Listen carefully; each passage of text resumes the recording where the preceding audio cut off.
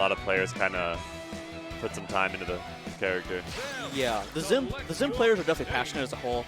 Those ledge traps just look very intimidating. They're busted. I mean, Zim at this point is, I think, universally considered a top 3 character. You think so? Yeah, most people consider Zim like really, really strong.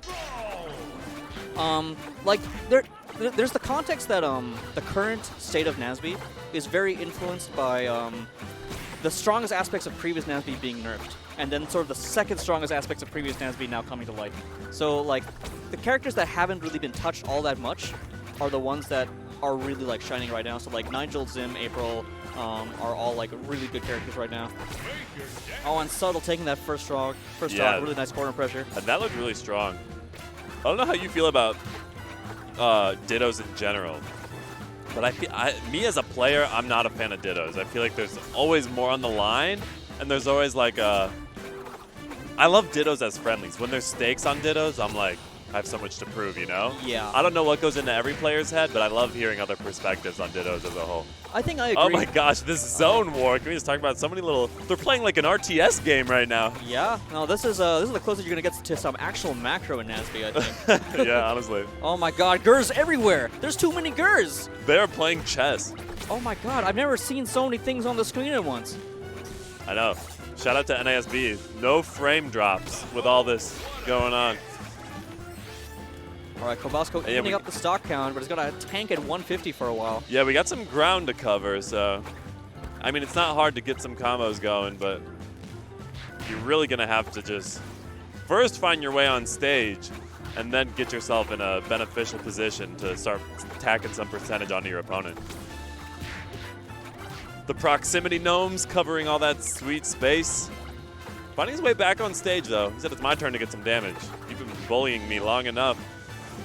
Go living at 207. Oh, don't blow up in the Gur. I know, we're getting in nair kill territory. Yeah. Oh, just throw him off the top. Yeet. Yeah. Threw him to the heavens. You want to hear my my sort of conspiracy theory take on Dittos? Do I? I think. Oh yeah, I asked you and we never resolved the conversation. I think a lot of people use the Ditto as an excuse to hate on their own character without hating on their own character. Like Zim players, they might hate the Ditto. They don't hate the Zim matchup. You see the difference? Yeah, that's pretty woke, actually. It's about rhetoric. It's all about rhetoric. But yeah, and they'll phrase it as hating the Zim Ditto instead of just, phrase it as hating the matchup instead of just like. Because it's socially acceptable for everyone to hate the Ditto, no matter who you are and who you main. It's completely acceptable for everyone to hate the Ditto. No one wants to admit that they're worse at their character that they put time in, you know? Yeah. I also agree that like the fact that it feels like it's higher stakes, but it's just all confined within like one matchup with perhaps even a more like linear bench sometimes, that can be frustrating, I agree. True. And I will say like characters like Zim, there's a lot of room for expression and playing the character differently. Shout out to Subtle for taking that first game. But there's a lot of room to like express yourself and play, like whether you want to use like your zoning tools to cover a ledge more, or you want to use your like big aerial button. There's so many different like ways to kind of play the character, and I think that plays a lot into how Dittos pan out. Okay. Yeah. No, I totally agree with you. Some Dittos will allow each other to express themselves more. Some will allow them to express each other less. Yeah. So which one is this one? Touche. Plot twist. I'd say I feel like this is a good opportunity to express this stuff, but it's also like a how good is your item play sort of deal too, you know? Mm-hmm. That's something that's kind of underlooked in platform fighters is like how often do you practice playing with items, or like if you don't play against a character with items often, do you lab like item interactions a lot, you know? It's like Smash. Do you practice how to do stuff with Banana Peel when you're not playing Diddy Kong, you know? That makes sense. You expect the Diddy and Rob to have a little more of a deep interaction with each other than the Diddy and a Roy, for example. Exactly. You don't expect the Roy to just be as adept with the projectile-based play, even though in theory he could be. Yeah, and when they do show that they have that mastery, it's very, very impressive. In the case of Nazby, you have this interesting thing where the counterplay against projectiles is kind of universal. Like you have this like basically this strongs and grabs based counterplay to most projectiles. Ooh, gonna catch that landing. But yeah, no, I do agree. Like, there is those options to deal with projectiles, like you were saying. All right, what does Kobazco need to do here?